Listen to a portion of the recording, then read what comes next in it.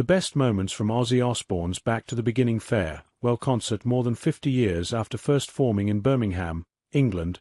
Ozzy Osbourne and his pioneering metal band Black Sabbath are finally ready to retire from playing and making music. Osbourne and his manager-wife Sharon planned a grand culmination of sorts, gathering the biggest names in rock and metal to pay homage to the band's influence during an all-day celebration and live-streamed event. Other seminal groups have been guilty of going back on their word after calling it quits, but Saturday's show felt like both the band and the music community put a very heavy lid on the band's legacy, and it was filled with love. Titled Back to the Beginning, the 10-hour concert was held at Villa Park, just miles from where Osbourne and his mates grew up. It featured a stellar announced lineup and plenty of surprises courtesy of musical director Tom Morello Rage Against the Machine, who assembled 2 supergroups for the occasion.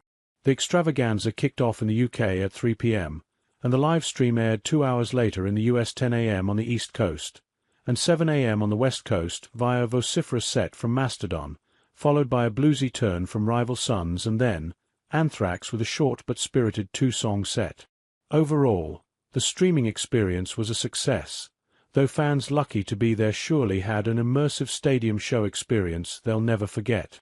Everyone who took the stage shared a Sabbath or Ozzy cover or two, but some throaty wails and thrashing riffs were more suited to the material than others.